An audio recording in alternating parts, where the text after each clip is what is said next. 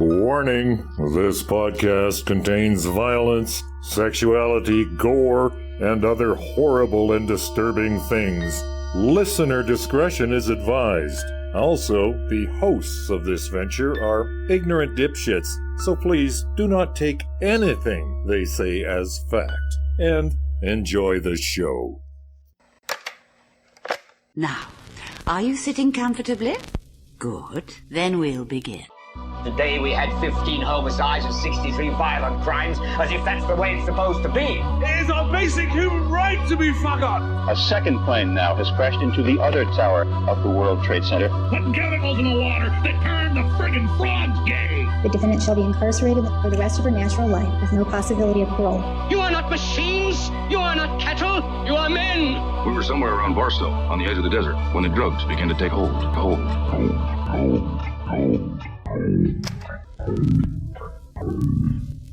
Occultae Veritatis. Hello and welcome to Occultae Veritatis. I am Spooky Sage Murray, along with Leon Filger, Richard Bigley, Pumpkin Ood. Is that a yes? Good, is that I like that one. Good. Okay, good. Okay, so today I'm going to be covering the Russian sleep experiment creepypasta. But first, let's have some poison. So, what's your poison?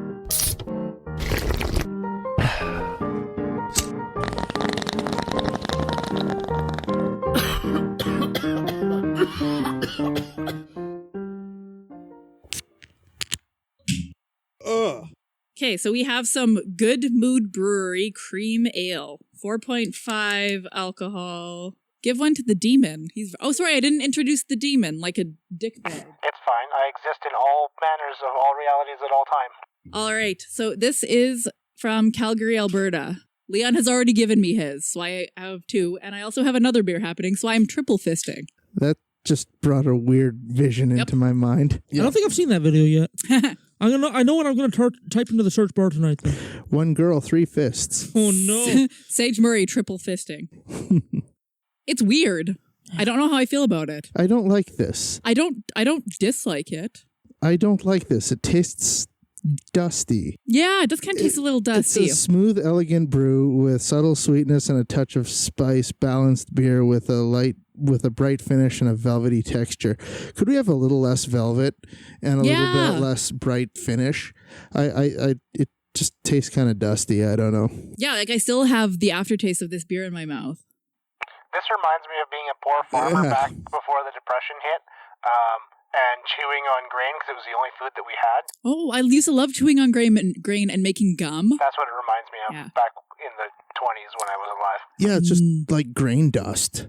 That's kind of what it tastes like grain dust. I'm rating this a Halloween corn maze, but it was a bad year for corn, so the walls are really thin and you can see through them, so you can just cheat in the maze by looking like to either side of you. Oh. Out of... Candy corn? Yeah, sure. I love candy corn. Come for me. I miss candy corn. I need to get some. Do you know what else I love? Those Halloween kisses that no one else likes. I like the little mini chocolate bars. Yeah, shout out to the people that give out full-size chocolate bars. You're the heroes of the neighborhood. The kids talk about you like season for years. To season. Yeah. I don't know. The neighbors are trying to show off and give out full-size chocolate bars, but I think everybody who goes to the Bigley's house should get a full rack of ribs. Yeah. A Cornish game hen. Your choice, kids. Rack of ribs or Cornish game hen. Take your pick. Slide it in there. Pour some gravy on it. Oh, 2 ladles? There you go. So I give this thing, I don't know. It's 355 milliliters, and I wish I drank maybe only 2 or 3 milliliters, which is probably all I drank, so I guess I'll give it like a 2 or a 3. Wait, they aren't, these guys aren't sponsoring us, hey? Like, they didn't just send this to... Okay, then yeah, it's a 2 out of 3. So I'm like, I don't hate it. Like, as I've been drinking more of it, it's kind of been growing on me. Like, the initial sip was a little bit shocking and dusty.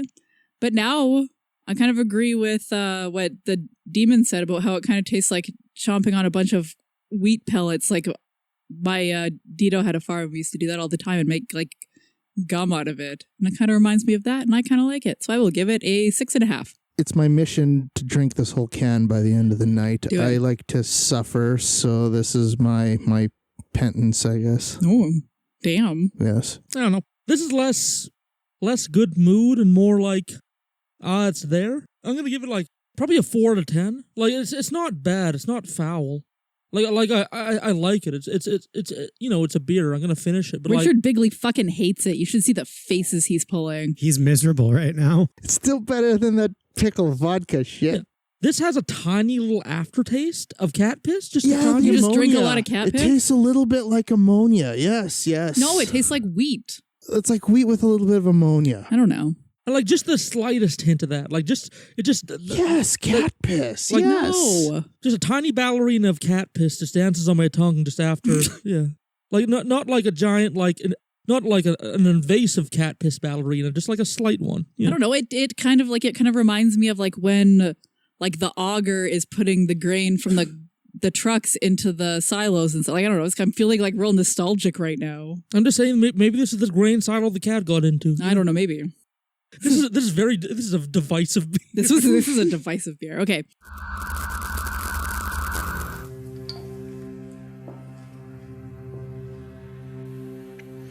Good evening. Please state your name, age, and weight. Felix Nast, age 41 years, 58 kilos. Ulrich Schultz, age 29, 71 kilos. Hans Berlitz, age 19, 68 kilos. Very good. You gentlemen are about to undergo an experiment that would benefit the soldiers of the Soviet Union. You will be given a gas that our nation's leading scientists have been working on. All we know is that it is not lethal, and you will be in no physical harm throughout the duration of the experiment. Upon completion of this experiment, you will be granted your freedom and returned to your homeland. Do you comply? Reminder, those who do not comply will be immediately executed for your crimes against humanity and the Soviet Union. I'll ask you once more, gentlemen. Do you comply? Very good. We will administer the gas in a few moments. Please, get acquainted with your new home.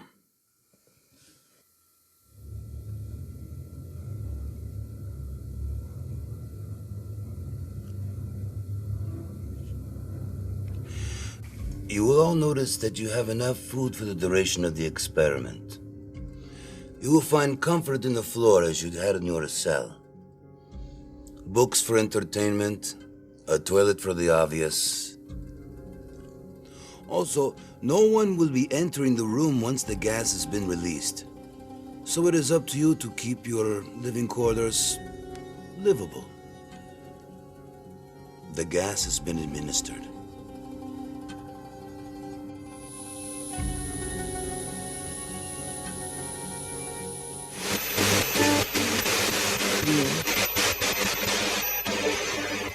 To start my episode first, what the fuck is a creepypasta? So according to Wikipedia, they are horror-related legends that have been copied and pasted around the internet. These internet stories are usually pretty short and user-generated tales of murder, otherworldly occurrences, and they're basically meant to be scary or disturbing. So now I will read you the story. Russian researchers in the late 1940s kept 5 people awake for 15 days using an experimental gas-based stimulant.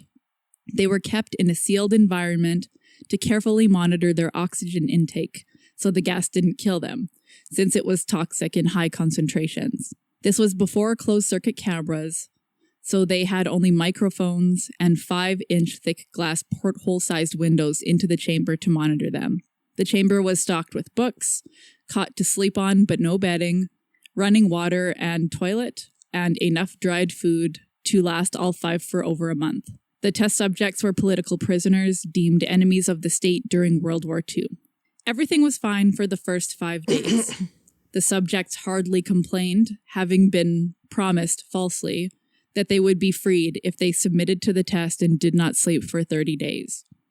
Their conversations and activities were monitored, and it was noticed that they continued to talk about increasingly traumatic incidents in their past, and the general tone of their conversations took on a darker aspect after the 4-day mark. After 5 days, they started to complain about the circumstances and events that led them to where they were, and started to demonstrate severe paranoia. They stopped talking to each other and began alternately whispering into the microphones and the one-way mirrored portholes. Oddly, they all seemed to think that they could win the trust of the experimenters by turning over their comrades, the other subjects in captivity with them. At first, the researchers suspected this was an effect of the gas itself. After 9 days, the first of them started screaming. He ran the length of the chamber, repeatedly yelling at the top of his lungs for 3 hours straight. He continued attempting to scream, but was only able to produce occasional squeaks. The researchers postulated that he had physically torn his vocal cords. The most surprising thing about this behavior is how the other captives reacted to it, or rather didn't react to it. They continued whispering to the microphones until the second of the captives started to scream. The 2 non-screaming captives took the books apart, smeared page after page with their own feces, and pasted them calmly over the glass portholes. The screaming promptly stopped. So did the whispering to the microphones. After 3 more days passed, the researchers checked the microphones hourly to make sure they were working, since they thought it impossible that no sound could be coming with the 5 people inside. The oxygen consumption in the chamber indicated that all 5 must still be alive. In fact, it was the amount of oxygen 5 people would consume at a very heavy level of strenuous exercise. On the morning of the 14th day, the researchers did something they said they would not do to get a reaction from the captives. They used the intercom inside the chamber, hoping to provoke any response from the captives they were afraid were either dead or vegetables. They announced, "We are opening the chamber to test the microphones. Step away from the door and lie flat on the floor, or you will be shot. Compliance will earn one of you your immediate freedom." To their surprise, they heard a single phrase in a calm voice respond, "We no longer want to be freed." Debate broke out among the researchers and the military forces funding the research. Unable to provoke any more response using the intercom, it was finally decided to open the chamber at midnight on the 15th day. The chamber was flushed of the stimulant gas and filled with fresh air, and immediately voices from the microphone began to object. 3 different voices began begging, as if pleading for the life of loved ones, to turn the gas back on. The chamber was opened and soldiers sent in to retrieve the test subjects. They began to scream louder than ever, and so did the soldiers, when they saw what was inside. 4 of the 5 subjects were still alive, although no one could rightly call the state that any of them were in life. The food rations, past day 5, had not been so much as touched. There were chunks of meat from the dead test subject's thighs and chest stuffed into the drain at the center of the chamber, blocking the drain and allowing 4 inches of water to accumulate on the floor. Precisely how much of the water on the floor was actually blood was never determined. All 4 surviving test subjects also had large portions of muscle and skin torn away from their bodies. The destruction of flesh and exposed bone on their fingertips indicated that the wounds were inflicted by hand, not with teeth, as the researchers initially thought. Closer examination of the positions and angles of the wounds indicated that most, if not all of them, were self-inflicted. The abdominal organs below the rib cage of all 4 test subjects had been removed, while the heart, lungs, and diaphragm remained in place. The skin and most of the muscles attached to the ribs had been ripped off, exposing the lungs through the rib cage. All the blood vessels and organs remained intact. They had just been taken out and laid on the floor, fanning out around the eviscerated but still living bodies of the subjects. The digestive tract of all 4 could be seen to be working, digesting food. It quickly became apparent that what they were digesting was their own flesh, that they had ripped off and eaten over the course of days. Most of the soldiers were Russian special operatives at the facility, but still many refused to return to the chamber to remove the test subjects. They continued to scream to be left in the chamber and alternately begged and demanded that the gas be turned back on lest they fall asleep. To everyone's surprise, the test subjects put up a fierce fight in the process of being removed from the chamber. One of the Russian soldiers died from having his throat ripped out. Another was gravely injured by having his testicles ripped off and an artery in his leg severed by one of the subject's teeth. Another 5 of the soldiers lost their lives, if you count ones that committed suicide in the weeks following the incident. In the struggle, one of the 4 living subjects had his spleen ruptured, and he bled out almost immediately. The medical researchers attempted to sedate him, but this proved impossible. He was injected with more than 10 times the human dose of a morphine derivative and still fought like a cornered animal, breaking the ribs and arms of one doctor. When his heart was seen to beat for a full 2 minutes after he bled out, to the point there was more air in his vascular system than blood. Even after it stopped, he continued to scream and flail for another 3 minutes, struggling to attack anyone in reach, and just repeating the word more, over and over, weaker and weaker, until he fell silent. The surviving 3 test subjects were heavily restrained and moved to a medical facility. The 2 with intact vocal cords continuously begging for the gas, demanding to be kept awake. The most injured of the 3 was taken to the only surgical operating room that the facility had. In the process of preparing the subject to have his organs placed back within his body, it was found that he was effectively immune to the sedative they had given him to prepare for the surgery. He fought furiously against his restraints when the anesthetic gas was brought out to put him under. He managed to tear most of the way through a 4-inch wide leather strap on one wrist, even through the weight of a 200-pound soldier holding that wrist as well. It took only a little more anesthetic than normal to put him under, and the instant his eyelids fluttered and closed, his heart stopped. In the autopsy of the test subject that died on the operating table, it was found that his blood had triple the normal level of oxygen. His muscles that were still attached to his skeleton were badly torn, and he had broken 9 bones in his struggle to not be subdued. Most of them were from the force his own muscles had exerted on them. The second survivor had been the first of the group of 5 to start screaming. His vocal cords destroyed, he was unable to beg or object to surgery, and he only reacted by shaking his head violently in disapproval when the anesthetic gas was brought near him. He shook his head yes when someone suggested, reluctantly, they try the surgery without anesthetic, and did not react for the entire 6-hour procedure of replacing his abdominal organs and attempting to cover them with what remained of his skin. The surgeon presiding stated repeatedly that it should be medically impossible for the patient to still be alive. One terrified nurse assisting the surgery stated that she had seen the patient's mouth curl into a smile several times whenever his eyes met hers. After the surgery ended, the subject looked at the surgeon and began to wheeze loudly, attempting to talk while struggling. Assuming this must be something of dramatic importance, the surgeon had a pen and pad fetched so the patient could write his message. It was simple. Keep cutting.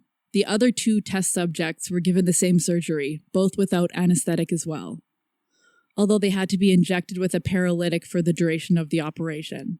The surgeon found it impossible to perform the operation while the patients laughed continuously. Once paralyzed, the subjects could only follow the attending researchers with their eyes. The paralytic cleared their system in an abnormally short period of time, and they were soon trying to escape their bonds. The moment they could speak, they were again asking for the stimulant gas. The researchers tried asking why they had injured themselves, why they had ripped out their own guts, and why they wanted to be given the gas again. Only one response was given: I must remain awake. All 3 subjects' restraints were reinforced, and they were placed back into the chamber awaiting determination as to what should be done with them. The researchers, facing the wrath of their military benefactors for having failed the stated goals of their project, considering euthanizing the surviving subjects. The commanding officer, an ex-KGB, instead saw potential and wanted to see what would happen if they were put back on the gas. The researchers strongly objected, but were overruled. In preparation for being sealed in the chamber again, the subjects were connected to an EEG monitor and had their restraints padded for long-term confinement. To everyone's surprise, all three stopped struggling the moment it was let slip that they were going back on the gas. It was obvious that at this point all three were putting up a great struggle to stay awake. One of the subjects that could speak was humming loudly and continuously. The mute subject was straining his legs against the leather bonds with all his might, first left, then right, then left again, for something to focus on. The remaining subject was holding his head off his pillow and blinking rapidly. Having been the first to be wired for EEG, most of the researchers were monitoring his brainwaves in surprise. They were normal most of the time, but sometimes flatlined inexplicably. It looked as if he were repeatedly suffering brain death before returning to normal. As they focused on paper scrolling out of the brainwave monitor, only one nurse saw his eyes slip shut at the same moment his head hit the pillow.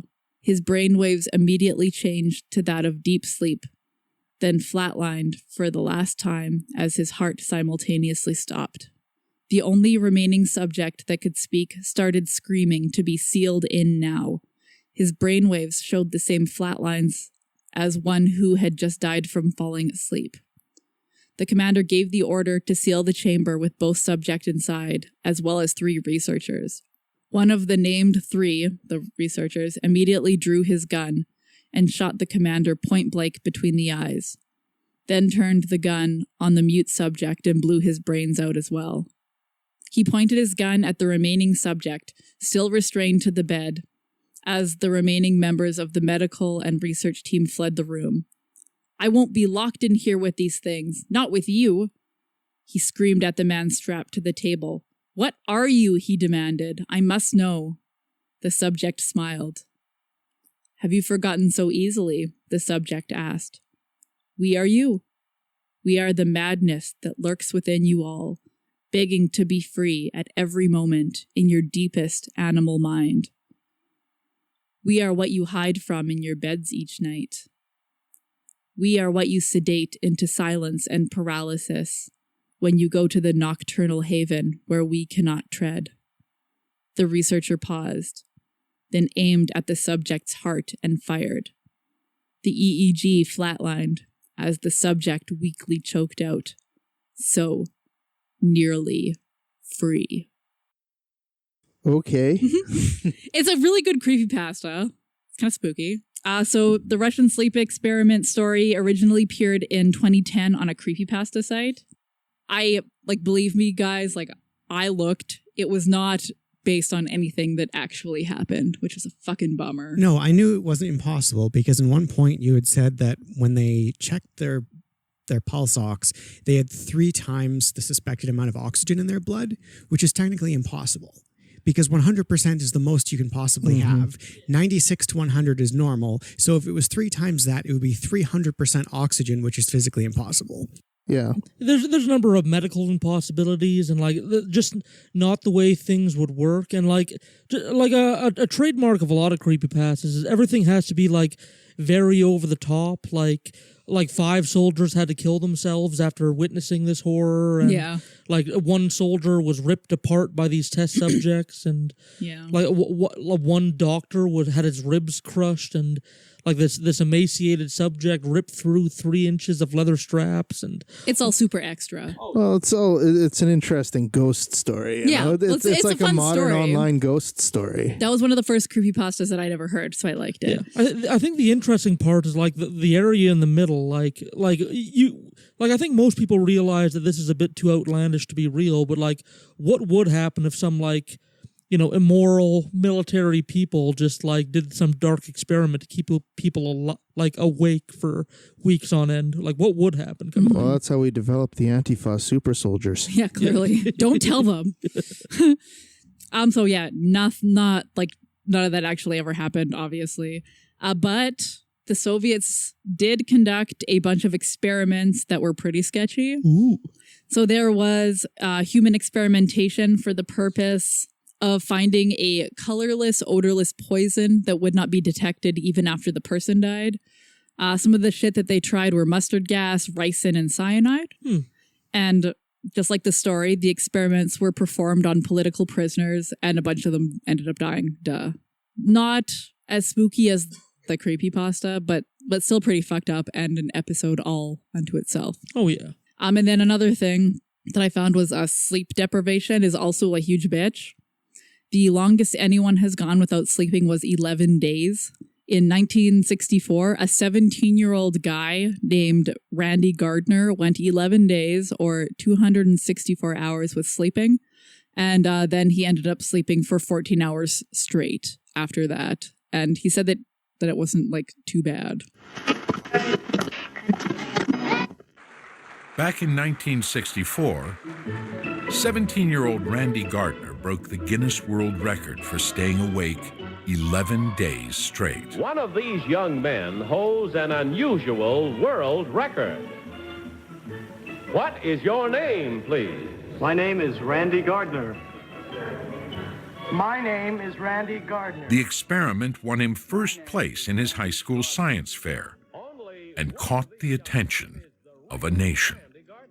He ended up on To Tell the Truth, a TV show. It was supposedly the most written about story in the world after JFK and the Beatles. Number 2, how did you pass the time when the other people were sleeping? Well, there was always someone with me, the two boys that helped me. One would sleep and one would stay awake with me. Bruce McAllister was one of those boys. It wasn't the science of it that interested the world. The world was interested in the drama. The experiment moved beyond high school science when sleep researcher William Dement joined the team. And he brought portable EEG, which no one had ever seen before. They sent the EEGs to a supercomputer, a Cray computer in Arizona. And that computer concluded that parts of his brain were sleeping while others were awake. His brain was catnapping in pieces. That is how the human brain survived this. While Randy looked wide awake, parts of his brain weren't. What neuroscientists now call a microsleep. A microsleep is something that may happen after we've been awake for a very long time, and our brain needs sleep so desperately that we may fall for a very short interval of 3 to 15 seconds. And we've all seen this when our eyes shut down and we nod to sleep for just a few seconds like this. We're all very polite and sort of pretend we don't see it. But as we're talking to someone and they start to fall asleep, we notice that they're losing muscle tone. So they start to slump and the head will start to fall over and the lids are coming down and they'll see the eyes roll in the head. If you're holding a steering wheel and driving, you might notice that your arms are starting to slack a little bit on the wheel. It only takes 200 milliseconds when you're not paying attention that the car is going in the wrong direction.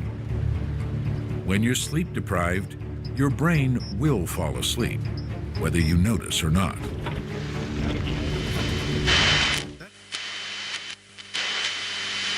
Throwback to the Fatal Insomnia episode. Mm-hmm. Like, that was a condition where people also, like, stopped being able to fall asleep readily. Like, they were able to fall asleep for little fits at a time, but, like, slowly and surely over time, they stopped being able to fall asleep. It's like the off switch in their brain that allows their brain to shut off and go to sleep just breaks, and they're unable to switch that switch off anymore. Yeah, so eventually, like, he was doing that for the Guinness Book of World Records, and they did end up canceling that category because it's fucking dangerous. But yeah, that's basically it for my episode. I wasn't able to find any like actual like inspiration for that creepypasta. I just read it and I was like, fuck, this is a cool story. I bet I'll find a lot of stuff about it. And then I didn't. In March of 2007, Richard Bigley and I both went for about 2.5 days without sleep.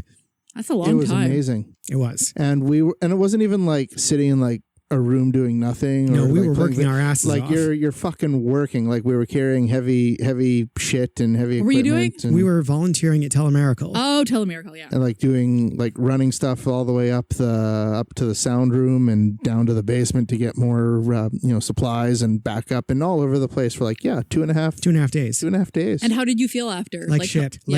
Well, then we got drunk when we were done. Oh, and no. passed out Yeah. in And a you hotel room in Regina. You get drunk really quickly fucking fast. once you when you've been that long without sleep. I bet. Like, did you start to like have any like fuckery with like the things you're hearing or things you're seeing for by sure. the end of it? I was getting visual hallucinations toward the end. He threw a phone book at me and cracked me in the eye. Jesus. And that's From that day forward, I've had to wear an eye patch. Yeah. Can confirm. And that's after 2.5 days. And they were saying these guys stayed up for 30 days. And then Buddy stayed up for fucking 11 days.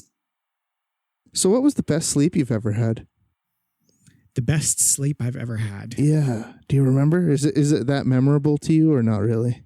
Not really. No. Sleep is so elusive to me that any sleep I have is the best sleep I've had. I Me guess too. if you're a night shift worker, Yeah. I'm not even a night like I used to be a night shift worker, but like I sleep like shit and I wake up a zillion times and have like terrible dreams where people are like trying to flay my skin off and I like can't move, or all my teeth fall out, or all my nails fall out, or all my hair falls out, and everyone makes fun of me, and it's just all my dreams are terrible. I'm on some pretty heavy duty sleeping pills, so anytime I take those, I have a pretty decent sleep. Oh, I should get on some heavy duty. You should.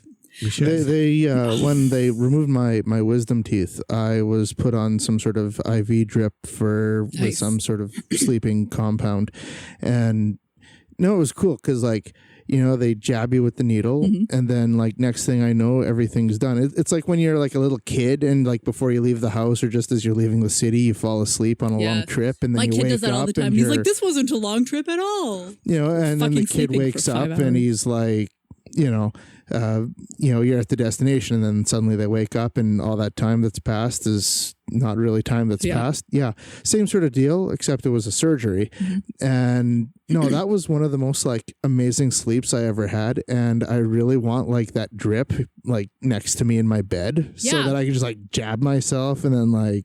For my birthday, I think when I was like 17 or 18, They instead gave of you a medical drip too? yeah, well, Okay. instead of like I had to get my wisdom teeth out, and I have a big wiener. And instead of getting me a present, my mom's like, "Fuck, fine, we'll put you under." So I got like the laughing gas, and they gave me the drip. And then apparently, I told my mom to fuck off in front of like tons of nurses and like other people, and she was really mad at me. And I'm really sad that no one recorded that, because that would probably be a quite treasured memory if I had memory of it. Well, Mrs. Richard Bigley was with me in the whole thing, and she's like, "Yeah, it was like a half hour, like it wasn't really long or anything like that." And I'm like, "Oh, it felt fantastic." And then she like made fun of me because I'm like kind of just coming out of everything, and she's got to drive me, and I'm like Drooling everywhere. And I'm like, "We got to get to the hardware store to get some more drywall mud." And she's like, "What do you mean?" I'm like, "Well, for the house, we got to do it." And I mean, we were working on a house at the time, so like, but I legitimately needed to get more drywall mud, and she was like making fun of me because I had just gone through the surgery, and the only thing I could think of is I gotta get to the house, and I gotta start doing drywalling. That's hilarious. Yeah. So I guess that was your telling your mom to fuck off, was you wanting to go to the hardware store. That sort of thing. Yeah. Yeah. I don't know. We were just saying what was on our minds at the time, I guess. Well, I mean, I think I swore at the person who was administering it, putting the thing in my vein, because I'm not really a big needle fan. Because you're a little bitch and hate needles. Yeah, I'm not really a needle I've had fan. to get and so blood anyway, drawn I'm twice like in the last few days. freaking out and told her it wasn't personal. I'm just freaked out by needles. So. Don't like them. I donate plasma on a regular basis, so no problem with needles over here. Oh, I don't like them. I don't like it when they take blood away from me. I could get like a zillion tattoos and like give me 1,000 vaccines, but like take things out of me, and I'm like, bleh, bleh, Well, the bleh. tattoos are fine. I can do the tattoos. Well, Well, see, the way they set up the machine makes it competitive. Like the more blood it takes from me, the more those little dials turn as it's filtering my blood. So I want to see how fast I can get a donation done. Also, after every donation, they say, "Well, Mr. Gallifrey, you had a 28-minute donation today." I'm like, well, you're definitely giving me stats to motivate me. Oh my God. Okay. For Occultae Veritatis, I am Sage Murray, along with... Frightening Richard Bigley. Yeah. I'm a pumpkin. And the demon. I'm literally a demon. Yeah. Sweet! Love you, bye! Bye-bye. Good night. Alrighty. To play you out this episode, here is the traditional Russian lullaby, Tilly Tilly Bum, played on a brass music box. Enjoy, and see you in the after show for another update on the Proud Boy situation.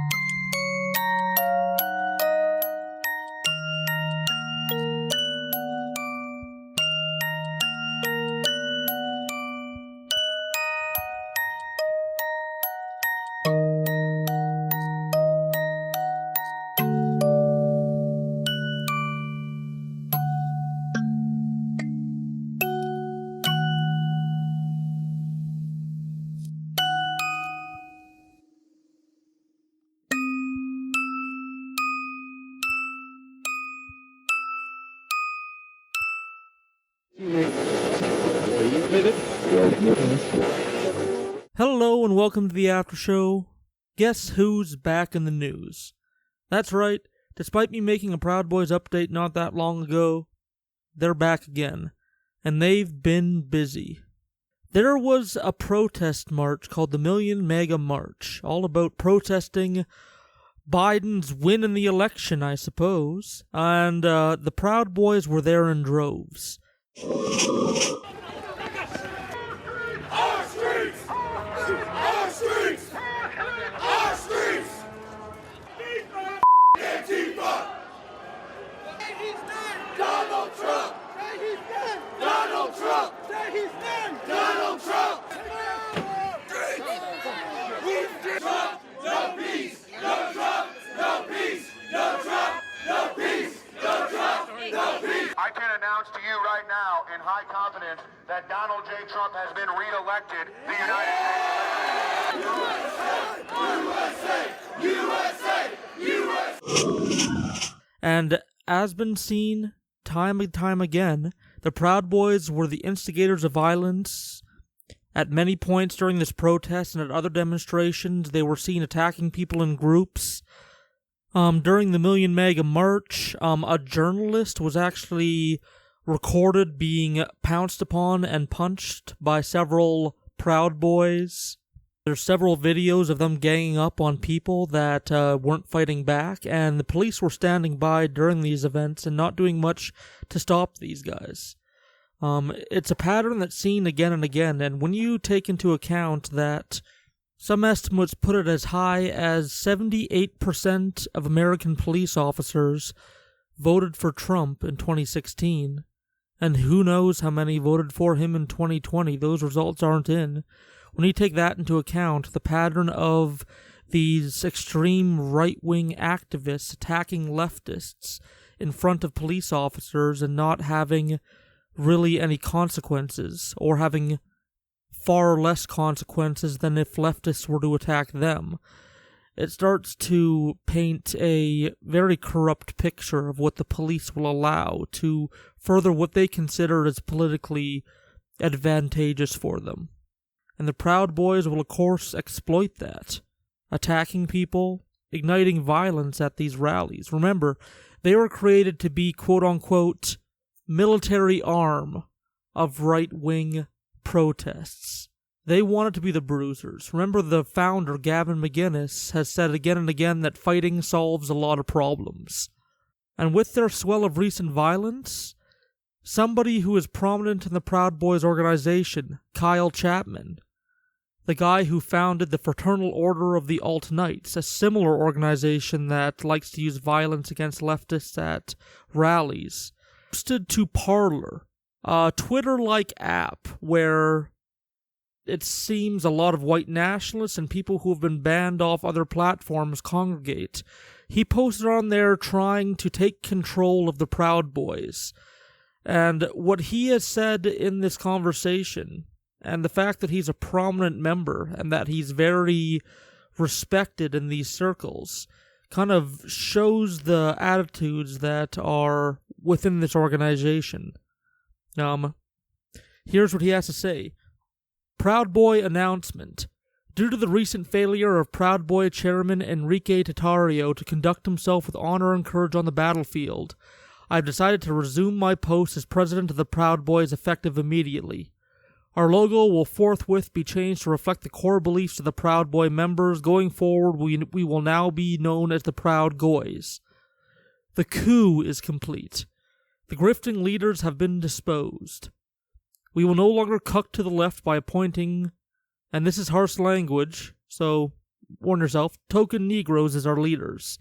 Of course, when he says that, he's talking about Enrique Tartario, who is not a white man himself, but is yet the leader of the Proud Boys. He continues, we will no longer allow homosexuals or other undesirables into our ranks. We recognize that the West was built by the white race alone, and we owe nothing to any other race. White men who provided their intellect inventing the modern world, spreading enlightenment, and providing the framework for lesser civilization to thrive. We acknowledge white intellect and Faustian spirit, the intangible quality that sets whites apart and brings us in the realm of the metaphysical. We will boldly address the issues of white genocide, the failures of multiculturalism, and the right for white men and women to have their own countries where white interests are written into the law and part of the body politic. We will no longer stand by as whites are murdered in the streets because of the color of their skin. We acknowledge that the two-party duopoly is corrupt and beyond redemption, and the third-party politic is the only way forward. We honor our ancestors' warrior spirits, they smile upon us and curse our enemies. God is with us. Woe to those who stand in our way. We are Proud Goys. Kyle Chapman, Proud Goys president. Now, of course, a lot of this is tongue-in-cheek. A lot of this is supposed to be funny. But a lot of it, I think, is truths being spoken as humor. This was in a group chat with 142 members of the Proud Boys. This is the app where they congregate and plan and talk about their strategies and what they believe in and what they should stand for. And Kyle Chapman here, a prominent member and a prominent member of the alt-right, has basically put out blatant mask-off, white supremacy, white power propaganda.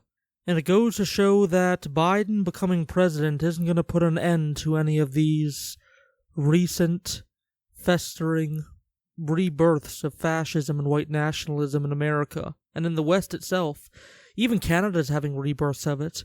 We have people on Parler, which is Twitter for Nazis, that are on there, like for my community, that talk about stuff. it's not going anywhere, and we need to understand where these people come from and exactly what they believe in, because they're going to try and put on a very friendly and very kind face and try and promote white nationalism as if it's just another political bend that you can follow with a smile on your face, instead of the resulting genocide machine that it often creates. Keep your wits about you. These Proud Boys aren't going anywhere. From Occultae Veritatis, I'm Ood Gallifrey.